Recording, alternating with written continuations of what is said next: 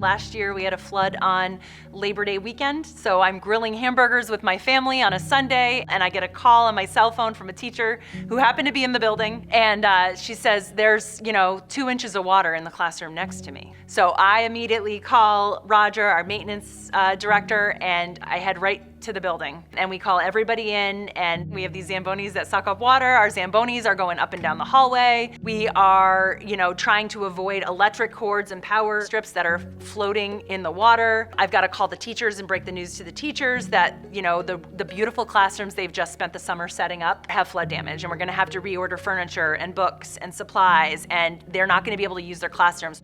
I would say almost every time it rains, we're encountering those types of issues. The systems here are at end of life, and it shows.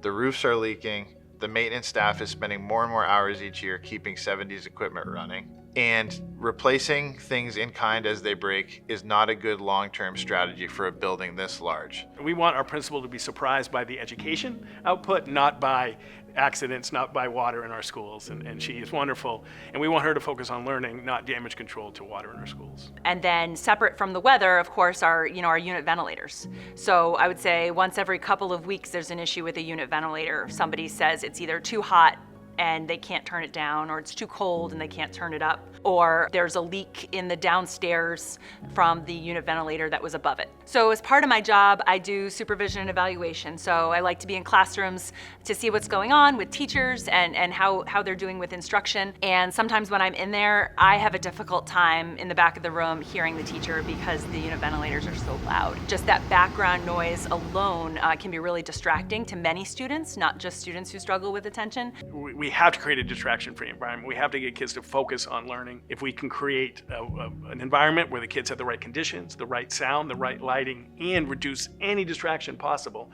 we give the teachers a fighting chance to engage and hook kids in what we want their content to be.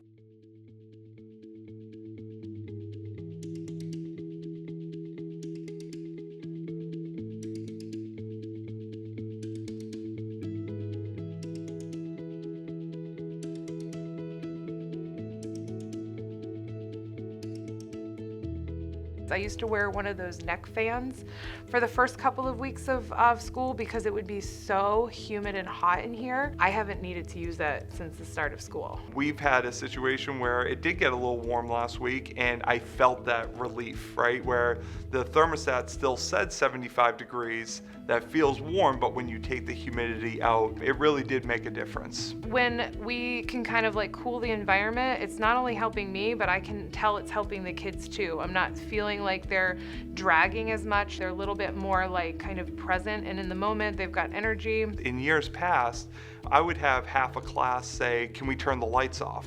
Where the other half is saying, no, I need them on. So being able to have those dimming lights gives you that option to kind of meet in the middle, if you will, and compromise to meet the needs of all your students. And I can remember the past 2 open house nights we've had have been rainy, and my custodian is running around putting ceiling tiles up, sort of patching over the problem and hoping it makes it through the 2 hours we're at open house. So it's been nice. It's not even something I have to think about as we start inviting people into the building. So the other great thing that they added to our rooms was the FM system. And it's where I can wear a microphone and it amplifies my voice and kind of gives a surround sound situation. So kids in the back can have an easier time hearing me. It also doesn't force me to kind of have to yell to get my point across. FM systems, for years and years have been a little bit of an as needed. So if a student had a disability or a medical need where they needed that amplification, only teachers who had that student would be able to use that system. I look at it as an equity issue. With the FM system, no matter where the teacher is, every student in even these pizza-shaped classrooms will have equal sound clarity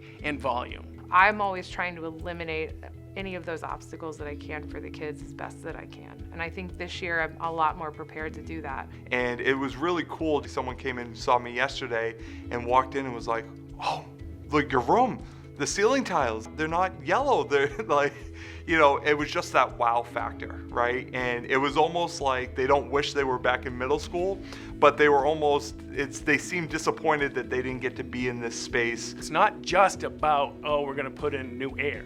It's about how does the new air, new light, new sound connect to the student experience and learning. And that's the focus of everything we do here, is student learning and the student experience. And I think that people in other parts of the buildings are excited to be able to say, I can't wait till my room is part of that. It's going to take a lot of time and work to get this place where we want to in all roofs, all HVAC, all learning environments, up to what we consider best practice. But we're on the journey, and we have proof of concept with number 1, a 12-room extreme makeover summer slam in Amherst Middle School.